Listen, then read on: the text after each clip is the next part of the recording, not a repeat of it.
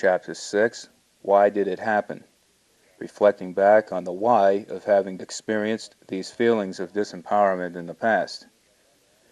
It is all well and good to finally have gotten the upper hand over depression and see that the feelings which once seemed so real and overwhelming were imaginary and within your control all along.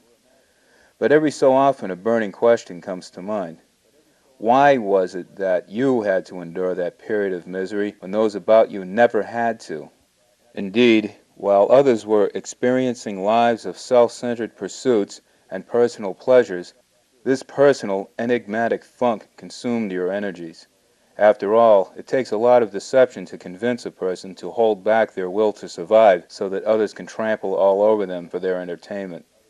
Yes, it is good to know that these burdens were unnecessary, and that the knowledge you now possess has brought about your emancipation from these earlier misconceptions. Yet there is still that fundamental awareness that you have experienced this state of mind when others had not. Part of your identity is intertwined with the feelings of this old experience. When you look within yourself, you can still find traces of those malevolent people you had allowed into your psyche, the source of the problem. Your new identity has been established intellectually, analytically, and convincingly, but the feeling realm of your mind must be disciplined until this new awareness of the self overshadows the old one. Until that happens, old feelings will surface occasionally, which must immediately be countered by hard fact. The why of one's having experienced a state of depression or some other form of disempowerment, while others don't even have a clue about such things, is understood by recognizing the existence of two basic personality types. One which whines at the first hint of an inconvenience, and its opposite, one eager to absorb all manner of pain in hopes of appeasing other people. Physical pain will compel us to quickly remove our hand from the burning stove, but we can be trained to endure mental pain for no other reason than to appease people who hate us. If our life's experience has been made up of years of this kind of misery, finally discovering our control over the situation is a refreshing and liberating awareness, but it may not thoroughly erase our feelings from the past at first. It is therefore important that we recognize that the duration of the pain was proportionate to the degree of our allegiance to our enemies and our loyalty to the fears they had caused us to imagine. It lingered for as long as it had simply because we did not become indignant enough about having to experience this pain. Most people have an automatic mechanism which initiates a tantrum when they reach a mere 10% of the pain we had absorbed. Then the supportive apparatus which nurtures these egocentric character traits comes into play. The demonstrative brat is then categorized as having a crisis. Family becomes concerned, friends sympathize, professionals put on their performances, and all areas of society are put at this person's disposal because each of the supportive individuals involved feeds their ego off of the other. The individual's ability to execute such a performance is directly attributable to this ever-present array of people who exist as a safety net whenever that person wishes to stage a fall. This luxury is not only absent from the life of the solitary individual, but this psychological state, the assumption of other people's support, never even enters into their mind as a concept, much less as an unquestioned belief.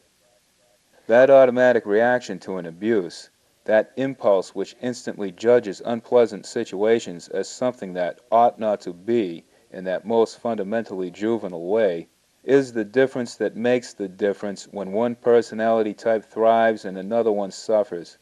The audacity to demand and expect the environment to serve, this infantile assumption is the core concept of survival. The solitary individual is fully absorbed by the concept of limited expectation. They define their life by the limited resources at their command, and they project this feeling of powerlessness onto the world around them.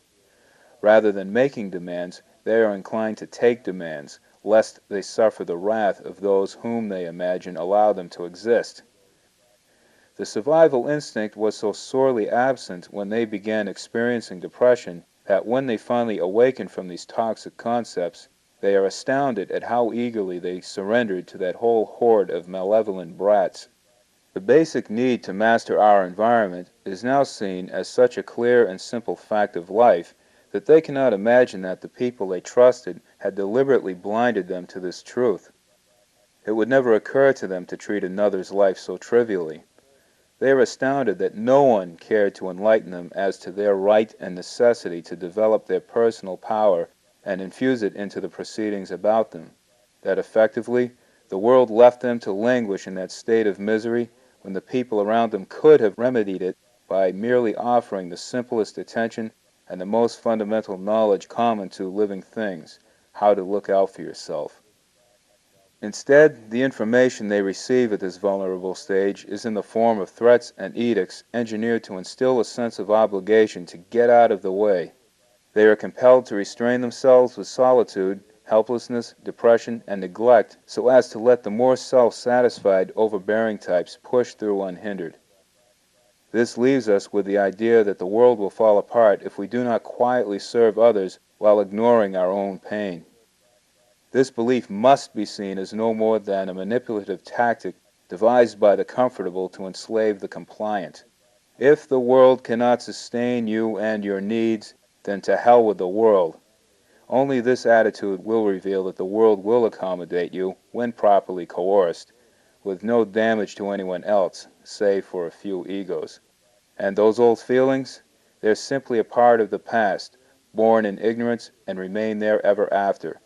Today's knowledge has no obligation to yesterday's falsehood unless we elect to enslave ourselves to it out of some perverted sense of duty to a persuasive adversary. All misery arises from evaluating all that you see through the eyes of others. The only moment to be considered is the present. The only person to be considered is you.